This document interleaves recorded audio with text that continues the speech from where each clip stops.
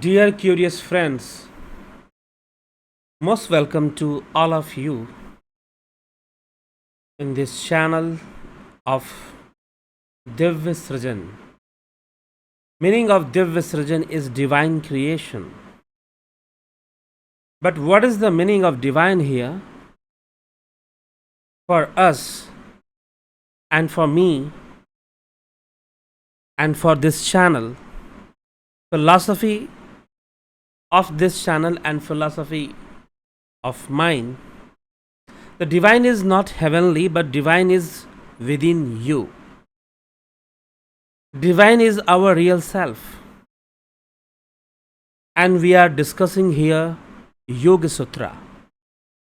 The great sage of India, 2000 years before, he wrote his book, his scripture, Yoga Sutrani. In previous video, we have already discussed about what is yoga. Yoga is the control of thought waves. Yoga is the control of mind. Yoga is the union with your real self. We discussed that in last video about the mind, about thought waves, about chitta, vritti, the chitta and vritti. Chitta is a sheet. It is a developed form of intellect and consciousness, and it stores our all karmas and our all sanskaras. Sanskaras are the strong habits or impact of our karmas on our chitta, on our mind. It stores everything. Our chitta stores our karmas. Whatever we do wrong or right, our chitta store and show us as a fruit. So karma creates the results. Action creates reactions. The power of reaction is stored in action. In the same way, karma develops the fruits of karmas. The karma phala. We used to say in Sanskrit, it is a karma phala. If you are doing something, then you have to face. But where the record is stored, the chitta. In your chitta, record is stored. And where is this chitta? This chitta is within yourself. It is your antahkaran. What is the meaning of antahkaran? Antahkaran is there are four types of antahkaran. The faculty of our mind. The four types of antahkaran is: one is intellect, buddhi, mana, buddhi, chitta, ahankar. These four faculties are called antahkaran. Antahkaran chatushtay. Dear friends, we are going through the Indian philosophy. Then all the Vedic philosophies are written in Sanskrit. So there is a little bit problem, the linguistic problem, when we go through the literal meanings of the word of Sanskrit language, because there is for some words of Sanskrit language there are no translation in English language. Suppose the chitta, we can't find the perfect translation in English. When we used to say Purusha, Prakriti, we can't get the perfect translation, the accurate translation in English language. When we say Ishvara, Brahma, Atma, so we should understand the meaning of these words, because there is no single word in English to translate that word of Sanskrit language. So the chitta, the antahkaran chatushtay, when we used to say the antahkaran chatushtay, the antahkaran, what is the meaning of antahkaran?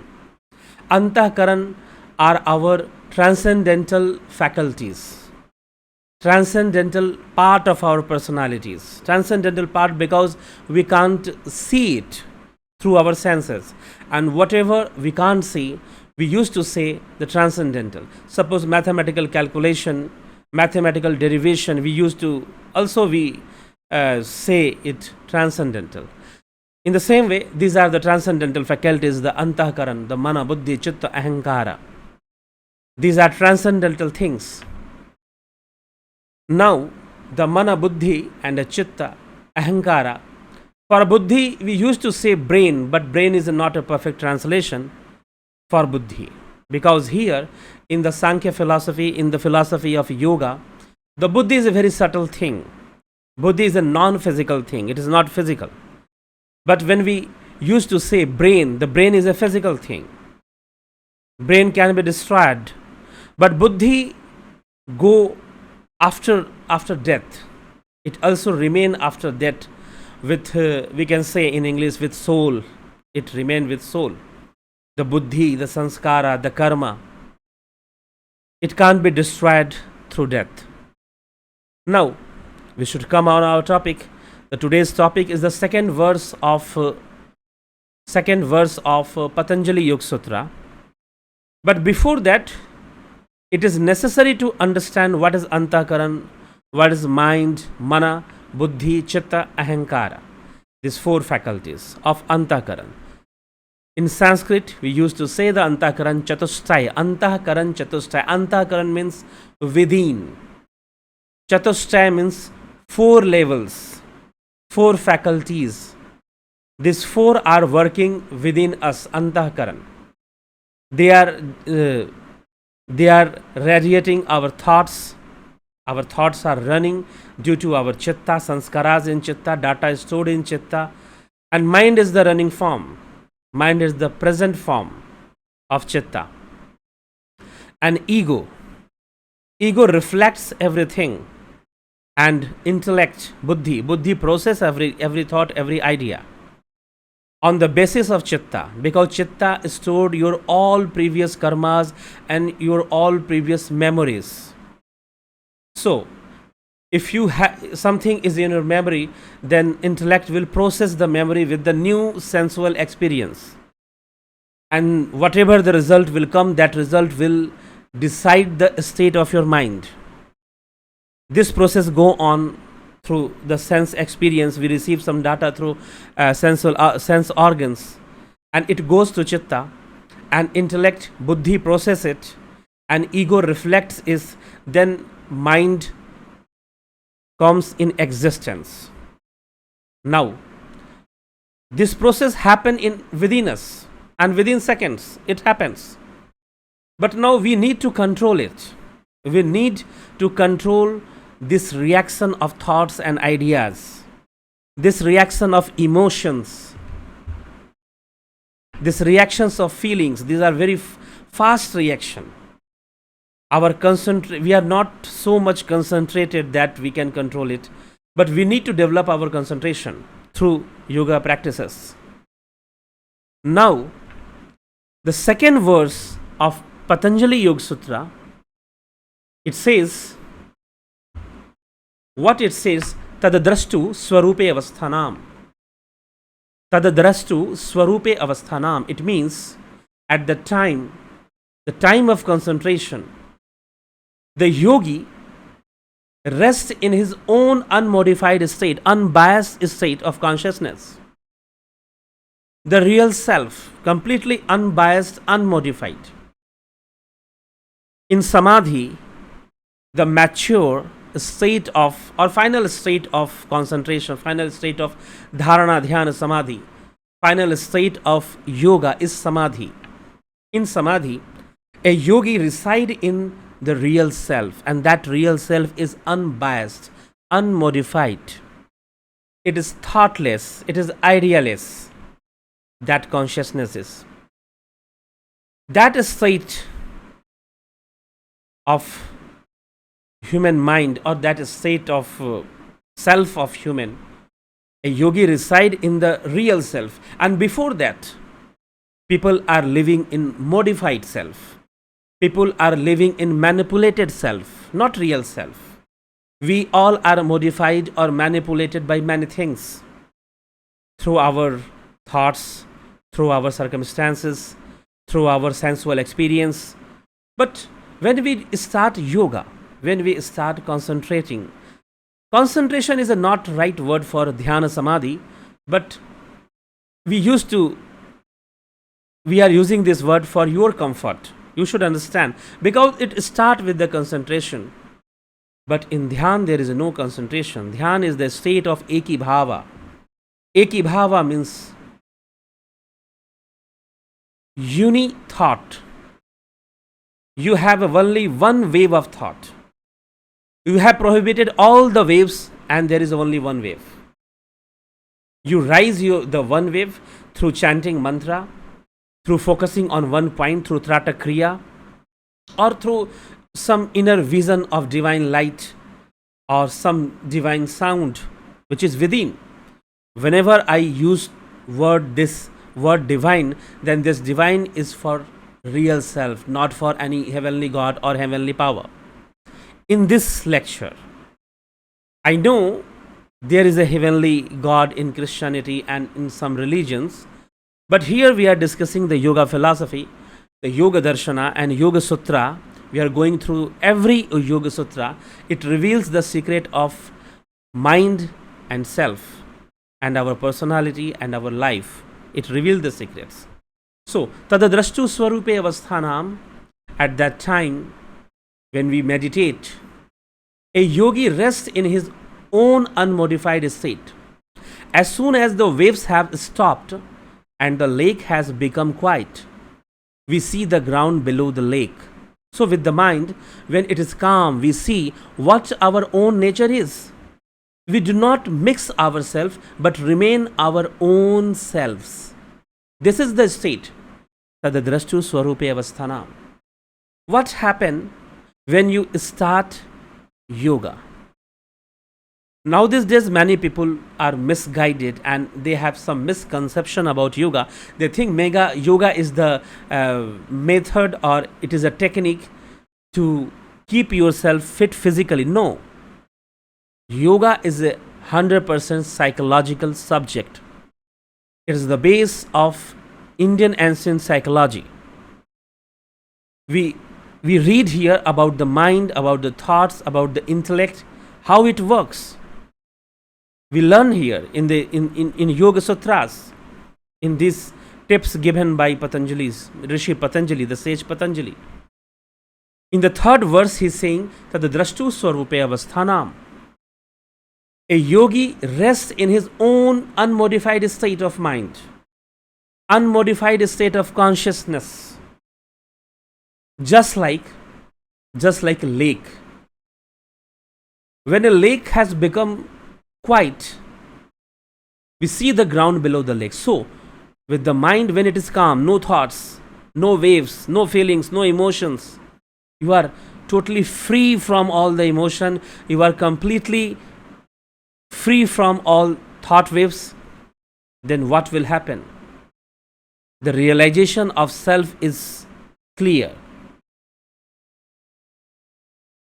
When it is calm, we see what our nature is. When the mind is calm, when the waves are calm, we are in the wave. Always we have the waves. Wave may be in the different forms. In the form of direct perception, in the form of sleep, in the form of some imagination, in the form of some false knowledge, and in the form of dreams. Dreams are also wave, sleep is also wave. Beyond this, which type of mind is it? This mind is in the state of samadhi, a mature state of concentration, the daily practice of meditation. A yogi can achieve this type of state, high level of a state of your mind. A yogi can achieve, then what will happen? Unmodified state will be achieved by an yogi. So friends, what is the purpose of practicing yoga? Not only physical fitness, but realizing your own real self, unmodified self, unbiased self. That is the target of yoga. That is the goal of practicing yoga. This is the real yoga. This is the real yoga. And this is the goal of our life. Because when we go through this process of yoga, process of concentration, dhyana, samadhi, when we go through these steps, this state of mind, dhyana and samadhi, the nature reveals itself. We can understand every part of nature and every subtle part of nature, every mystery of nature we can understand then. Nature discloses every secret of itself. So, a yogi is not a common, they become very powerful psychologically, very powerful mind, because mind is becoming very powerful. It is just like a power of magnifying glass. When you keep a magnifying glass in sunlight, then what will happen? It will collect all the rays and it will focus on one point, and that point will be very energetic. It can burn a piece of paper. It can also bring fire in grasses, dry grasses. It can induce fire in dry grasses, in husk. So therefore, mind become very powerful when you practice yoga, when you practice concentration, and you achieve the state of dhyana and samadhi. You rest in your unmodified mind and unmodified self. You enjoy that state. That state is highly blissful. The yogi can feel contented at that state of mind. Free, completely free from thoughts, completely free from many thought waves and feelings and emotions. So, what is yoga? Yoga is just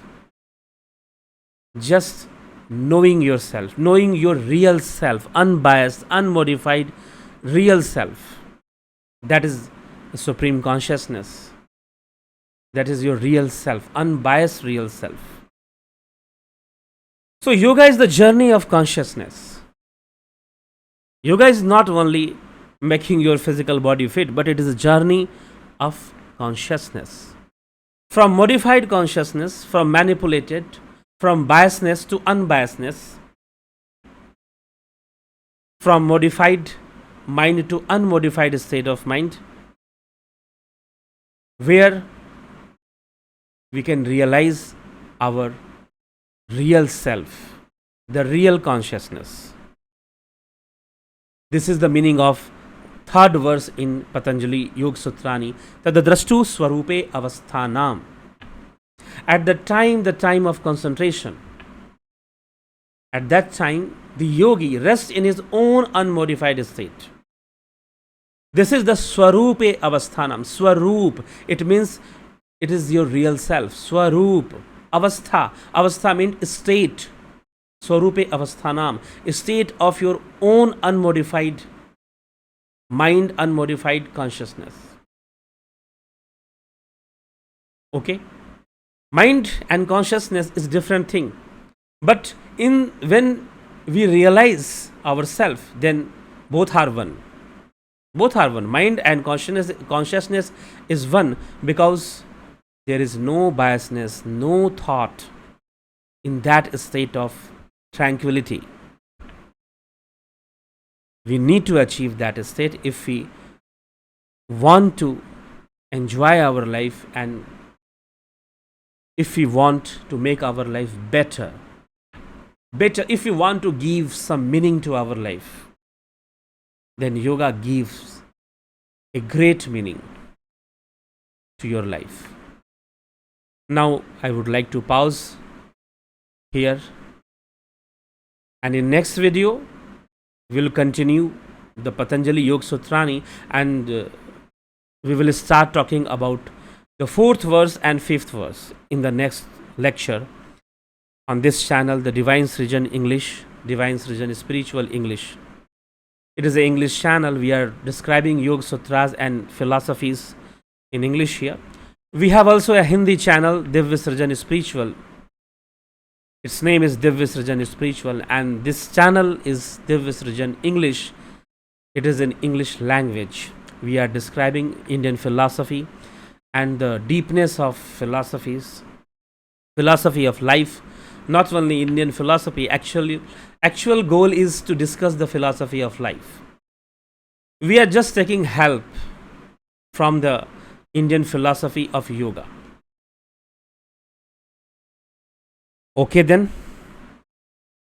most welcome to all of you in this channel. Please subscribe, please share the videos. If you are finding the videos are really going great and you are getting some knowledge and valuable informations, then please subscribe and please share. Thank you very much.